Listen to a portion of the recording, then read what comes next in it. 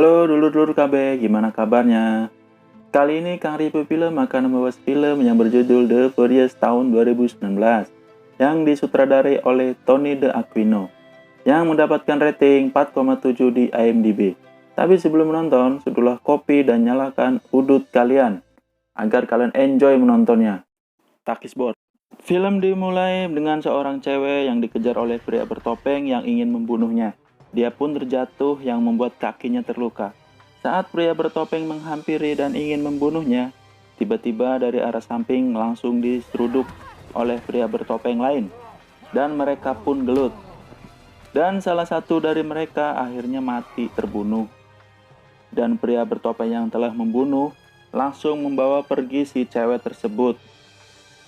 Di scene lain, kita akan diperkenalkan dengan aktris utama kita yang bernama Kayla dan sahabatnya yang bernama Maddie.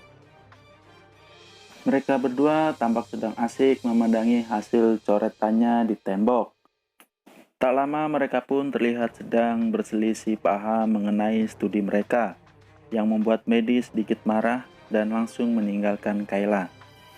Kayla pun berusaha mengejarnya, tapi Maddie malah menyuruhnya pulang.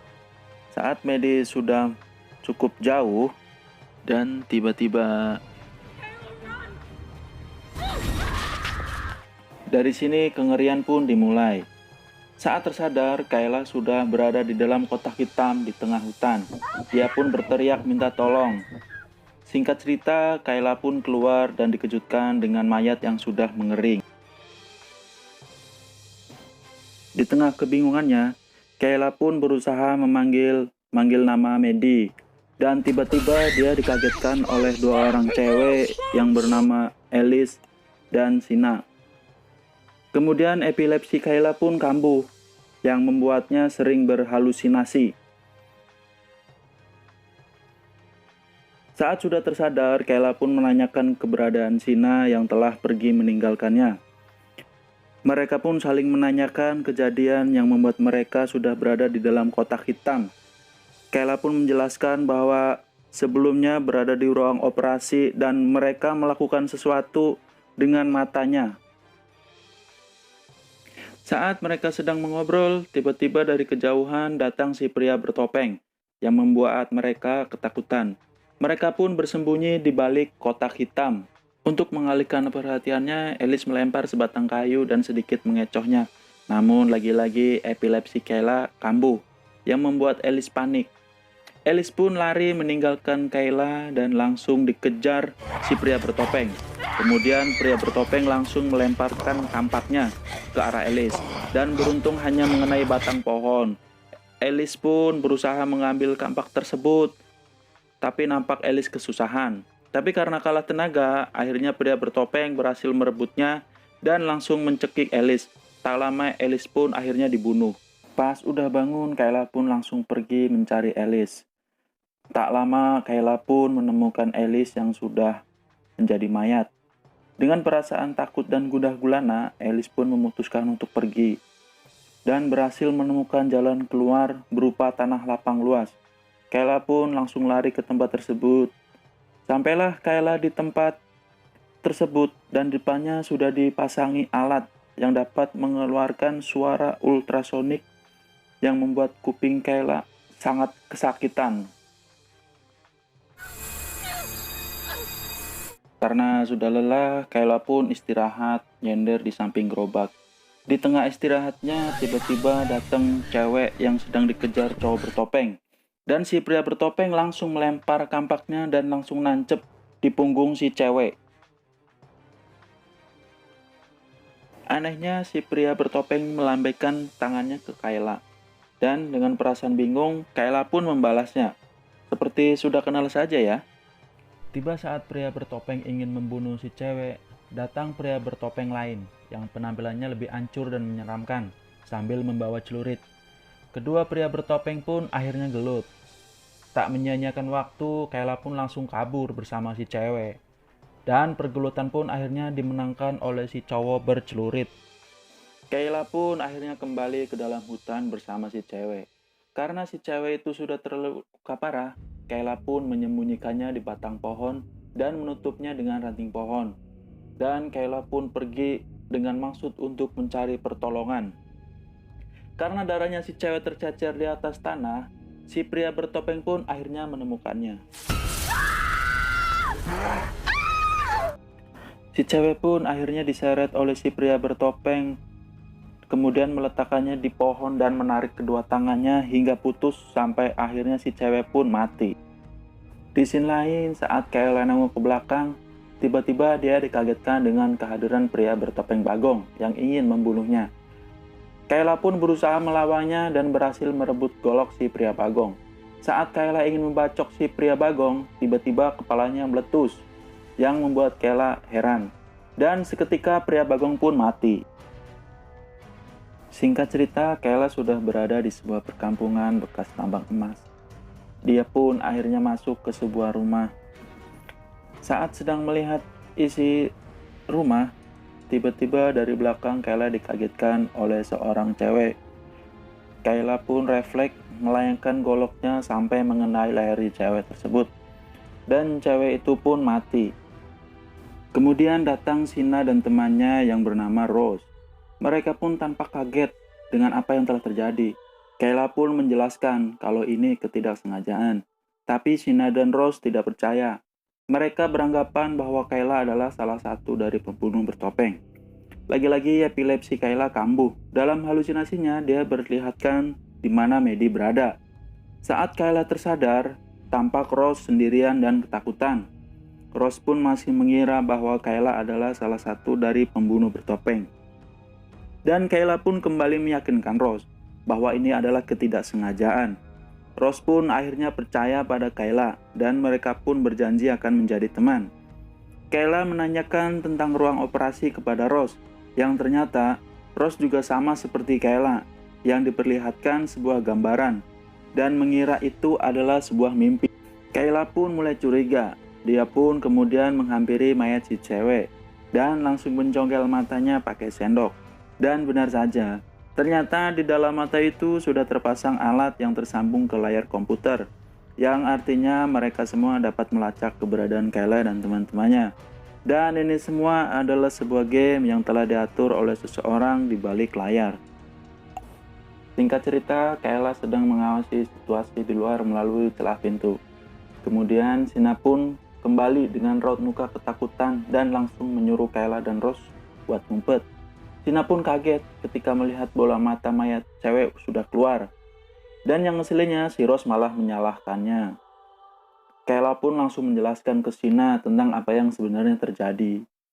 Kemudian samar-samar terlihat pria bertopeng sedang berada depan rumah, yang membuat mereka panik dan langsung bersembunyi.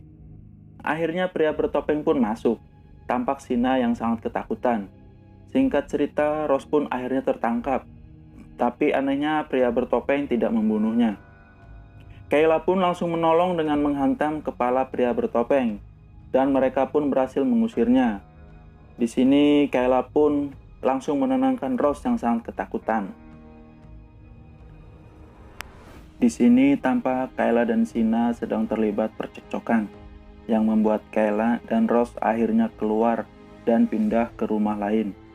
Di dalam rumah, sepertinya Kayla dan Rose sedang merencanakan sesuatu. Tanpa mereka duga, ternyata ada pria bertopeng yang berhasil menyelinap masuk. Sontak membuat mereka takut dan memutuskan untuk kabur melalui celah yang berada di bawah. Kayla pun berhasil keluar, tapi sayang, kaki Rose malah tersangkut kawat, yang mengakibatkan kaki Rose langsung ditarik pria bertopeng. Tarik-menarik pun tak dapat terelakkan antara pria bertopeng dan Kayla yang ingin menyelamatkan Rose. Tanpa Kayla sadari, ternyata dari kejauhan sedang diawasi oleh pria bertopeng lain. Kayla pun akhirnya melepaskan Rose. Dia pun memutar masuk ke dalam rumah untuk menolong Rose. Sesampainya di dalam, dia pun langsung menghantam kepala pria bertopeng dan langsung terjatuh. Kayla pun langsung menusuk pria bertopeng sampai mati. Singkat cerita, Kayla dan Sina sedang berada di luar. Lagi-lagi mereka terlibat percekcokan. Di saat bersamaan, Rose yang berada di rumah ditangkap oleh pria bertopeng. Dan tanpa Sina sadari, ternyata di belakang sudah berdiri pria bertopeng dan langsung menancapkan kampaknya ke kepala Sina. dan Sina pun mati. Di sini Kayla hanya bisa terdiam. Kayla pun berhasil merebut kampaknya dan langsung menancapkan ke dada si pria bertopeng hingga mati. Dan ternyata Rose pun berhasil lolos, lalu menghampiri Kayla dengan wajah ketakutan. Dan Kayla pun langsung menenangkannya. Mereka pun pergi meninggalkan kampung tersebut dan mencari Maddie. Seperti sudah mengetahui tempat Maddie berada, Kayla pun akhirnya menemukan Maddie. Karena Kayla pernah diperlihatkan letak Maddie berada ketika epilepsinya kambuh. Kayla dan Maddie pun langsung berpelukan bahagia campur sedih. Di sini terlihat Rose sangat tidak senang karena mungkin dia merasa cemburu. Rose pun terus menanyakan di mana pintu keluarnya. Ternyata sudah tertutup puing-puing. Kayla minta tolong ke Maddie untuk membantu membukakan pintu itu. Dan Maddie pun nampak bingung. Dari kejauhan tiba-tiba muncul pria bertopeng membawa semacam trisula yang sedang mengawasi mereka. Dengan penuh amarah, Kayla pun menantangnya. Tapi di saat genting seperti ini, epilepsinya pun kambuh, yang membuatnya tak sadarkan diri. Dengan cepat, Maddie pun memangku dan berusaha menyadarkannya. Tak disangka dari belakang, Rose pun langsung menggorok leher Maddie. Dan Maddie pun mati di tangan Rose. Saat bersamaan, kepala pria bertopeng pun meletus. Saat Kayla tersadar, dengan santainya, Rose mengatakan telah menyelamatkannya. Melihat Maddie yang sudah terkapar tak bernyawa, Kayla pun marah pada Rose dan langsung mengusirnya. Rose pun akhirnya pergi dengan penuh amarah dan rasa kecewa.